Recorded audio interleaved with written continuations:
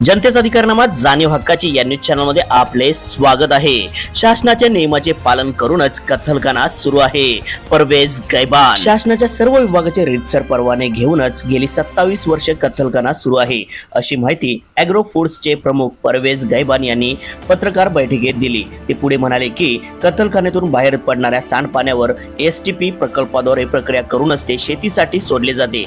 तसेच संपूर्ण waste material हे प्रक्रिया करण्यासाठी पलटण येथे पाठविले जाते। कार्यस्थळी शासन नियुक्त 2 पशुवैद्यकीय डॉक्टर असतात, तेव्हा त्यांच्या मान्यतेशिवाय येथे कोणतीही कारवाई केली जात नाही। त्यामुळे गायीची कत्तल करण्याचा प्रश्नच उद्भवत नाही। शिवाय महाराष्ट्र प्रदूषण नियंत्रण मंडळ, महापालिका आरोग्य अधिकारी तसेच पोलीस अधिकारीही येथे भेट देतात।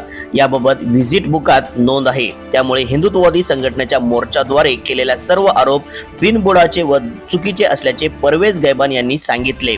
तसेच कत्तलखान्यासंबंधी जी माहिती कोणाला हवी असेल ती सर्व माहिती संबंधितांना उपलब्ध करून दिली जाईल, असेही गैबान यांनी सांगितले।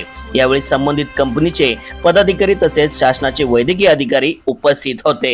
चला तर पाहूया सविस्तर न्यूज चॅनल प्रतिनिधी सौ वंदना कोरेसह।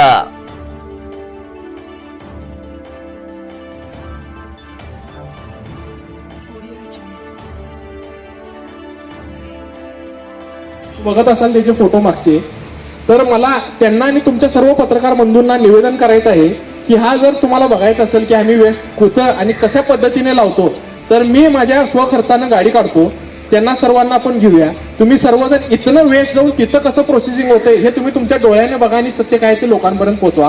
हे तिकडच्या रेंडरिंग प्लानचे आजचेच फोटो मी आत्ताचे लेटेस्ट मागून घेतलेले आहेत। हे फोटो रेंडरिंग प्लानचे त्यावेळेचे आहेत, जिथं वेस्ट पूर्ण पब्लिकली जाहीर असतो। तुम्ही माहितीचा अधिकार टाकला की किती कटिंग होत्या किती नाही होते याचा तुम्हाला उत्तर मिळेल। त्याच्यामुळे त्यांनी बिनबुडे आरोप असेही केलेले आहेत। हे आपण बघितला तर यामध्ये सरकारी GR आहे, याची पण प्रत पाहिजे असेल तर आम्ही तुम्हाला देऊ। आणि दुसरा विषय की नगरपालिकाने 1 रुपये मात्र ही जमीन दिलेली आहे, तर त्या लोकांना माहीत नाही की शासनास आम्ही किती रोजचा निधी किती देतो हे तुम्हाला पण कल्पना नसेल पत्रकारांना। आज सांगण्याची वेळ आल्या म्हणून सांगतो मी की दिवसा मिनिमम 25 ते 30 हजार रुपये दिवसाचं स्टेट बँकचं पशुसंवर्धनचं चलन आपण भरतो।